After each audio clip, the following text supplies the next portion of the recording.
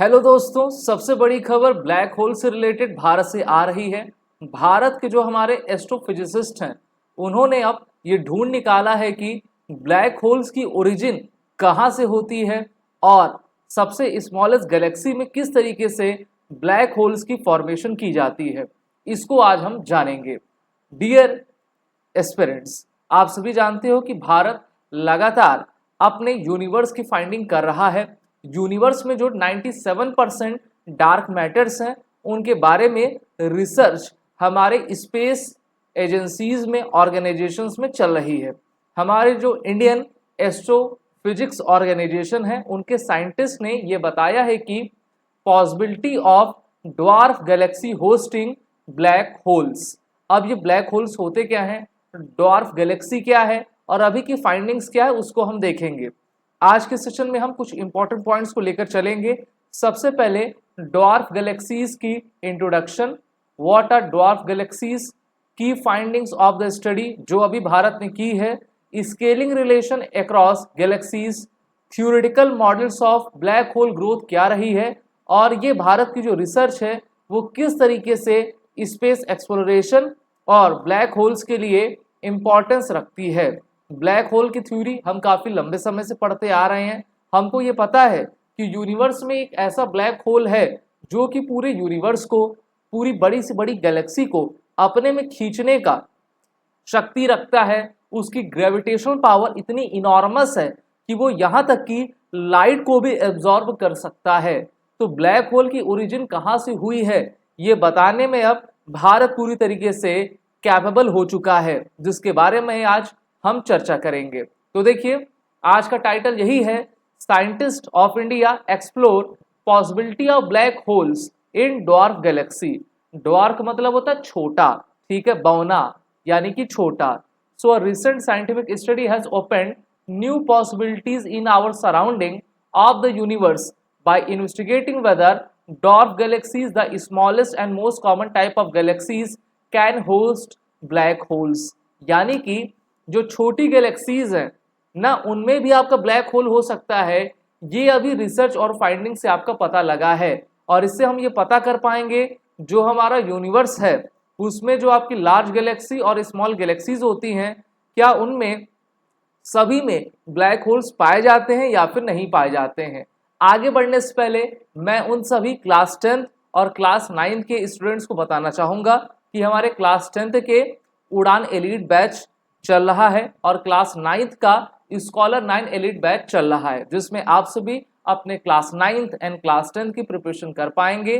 Course की information लेने के लिए और हमसे जुड़ने के लिए हमारे ईमेल आईडी divyanshu pandey000@gmail.com पर मैसेज जरूर करिए। अब चलिए बात करते हैं डॉर्फ गैलेक्सीज की। So these are the relatively small cosmic system जिसमें आपके फ्यू बिलियंस ऑफ स्टार होते हैं। अगर आप मैसिव गैलेक्सीज जैसे कि मिल्की वे से ना एंड्रोमेडा से कंपेयर करते हैं तो उसमें तो 100 ऑफ बिलियंस ऑफ स्टार होते हैं, लेकिन इसमें आपके फ्यू बिलियन स्टार्स होते हैं। फ्यू बिलियंस में भी बहुत सारे आपके बिलियंस हो जाते हैं, बिलियंस में तो आपके करोड़ों होते हैं ना, तो इसको इतना भी हम छोटा ना समझें। लेकिन जब हम उनकी कंपेयर करते हैं मिल्की वे से तो ये डॉर्फ गैलेक्सी अपने नाम के अनुरूप ही छोटे आपके रहा करते हैं। Despite their small size they are abundant and play a crucial role in understanding galaxy formation and evolution. देखिए, जब भी हमको जैसे अपने मानव के बारे में पता करना है तो हमको ये देखना होगा ना कि जब इंसान पैदा होता है, जब वो इन्फेंट होता है तो वो कैसा रहता है, उसमें क्या क्या चेंजेस आते हैं कि वो मैसिव आपका बन जाता है। उसी तरीके से गैलेक्सीज भी आपकी डॉर्फ होती हैं और मैसिव आपकी रहा करती हैं, ठीक है। उनकी लोकेशन, उनकी पोजीशन, उनकी वेलोसिटी डिफरेंट हो सकती है। यहाँ पर की फाइंडिंग्स हमारे साइंटिस्ट ने क्या बताया है। सबसे पहला, the presence of massive black holes is not strongly required by current data but there existence can not be ruled out. Second, the estimated upper limit for black holes mass is these galaxies is typically below 1 million times the mass of the sun। ठीक है, पहले कहा जाता था ना जो आपकी सबसे बड़ी हमारा ब्लैक होल होता है वो सन तक को भी अपने अंदर ले सकता है, सोलर सिस्टम को अंदर तक ले सकता है। लेकिन जब आप डॉर्फ गैलेक्सीज में अपने ये ब्लैक होल की बात करेंगे तो वो उनका साइज रिलेटिवली काफी छोटा है, स्मॉलर देन सन है। सम डॉर्फ गैलेक्सीज में host even smaller black holes possibly in the intermediate mass range. अब आपका क्वेश्चन रहेगा कि सर ये IMR होता क्या है? तो बहुत सारी वैल्यूज रहती हैं गैलेक्सीज की, जैसे कि प्राइमॉर्डियल ब्लैक होल्स आपका जिसका मास ग्रेटर देन 10 की पावर -5 G होता है। फिर इसके बाद स्टीलर मास में अगर हम चले 1 से लेकर 1000 आपका होगा अप्रॉक्स। आईएमआर की तरफ चले 100 से लेकर 10 की पावर 5 मास आपका ये होगा। और सुपर मैसिव ब्लैक होल आपका 10 की पावर 6 से लेकर 10 की पावर 12 मासेस का हो सकता है। ठीक है, तो अभी जो आपकी डॉर्फ गैलेक्सी में जो हमने ब्लैक होल देखा है वो IMR के रेंज का है। इसके साथ इस स्केलिंग रिलेशन अक्रॉस गैलेक्सी की बात करें तो one of the significant outcomes of the research is the discovery of a continuous relation between galaxy properties and black hole mass. यानी कि जो गैलेक्सी की प्रॉपर्टीज हैं और जो ब्लैक होल मास है उनके बीच में एक कंटिन्यूअस रिलेशन को पता किया गया है। अब उनको मैं आपको कुछ पॉइंट्स में समझाना चाहूंगा। सबसे पहला, scientist found a link between black hole mass and stellar velocity dispersion across galaxy of all sizes. Dispersion क्या होते हैं? जो फैले होते हैं, जो स्कैटर्ड आपके रहा करते हैं। अब आपका क्वेश्चन रहेगा कि सर ब्लैक होल के मास तो हम समझ गए, लेकिन स्टीलर वेलोसिटी डिस्पर्जन होता क्या है? So this dispersion measure the random motion of stars with in a stealer system like the Galaxy. अब देख लेते हैं कि मान लेते हैं कोई आपका स्टीलर वेलोसिटी डिस्पर्जन है, मान लेते हैं कोई स्टार है, उस स्टार की मीन पोजीशन ये है, अपने मीन पोजीशन से वो टू एंड फ्रो की मोशन करेगा। ठीक है, तो उसी को स्टीलर वेलोसिटी डिस्पर्जन आपका कहा करते हैं। It represent the broad and width of spectral lines caused by Doppler shifts from diverse stellar velocity. Doppler effect आप क्लास 11-12 में पढ़ते होंगे। आजकल तो डॉपलर इफेक्ट हटा लिया गया है, लेकिन जब हम पढ़ते थे उस समय क्लास 11-12 के फिजिक्स में डॉपलर इफेक्ट रहा करता था, जो कि मिलने साउंड पर आपका रिसीवर और साउंड पर डिपेंड होता था। और हमने ये भी जाना है जो न्यूबुला है, ठीक है, जो हमारे स्टार्स हैं उसमें आपके साउंड भी आते हैं। और नासा के साइंटिस्ट ने कहा कि जो हमारे गैलेक्सीज हैं, जो हमारे बड़े बड़े आपके स्टार्स हैं, उनकी जो साउंड है वो भगवान शिव के डमरू के साउंड की रहा करती है। और हमारे वेदों में भी लिखा गया है कि भगवान शिव के डमरू से ही ध्वनि की उत्पत्ति हुई है। ठीक है, आगे यहाँ पे कहा गया है कि stellar velocity dispersion acting as a crucial indicator of a system's gravitational potential, total mass and dark matter content. Dark matter content क्या है? जिसकी अभी तक फाइंडिंग नहीं हो पाई है, लेकिन वो हैं और उनके बारे में पता हमको लगाना है। इसी के साथ this relationship spanned a wide range from small dwarf galaxies to massive galaxy, suggesting a universal scaling law.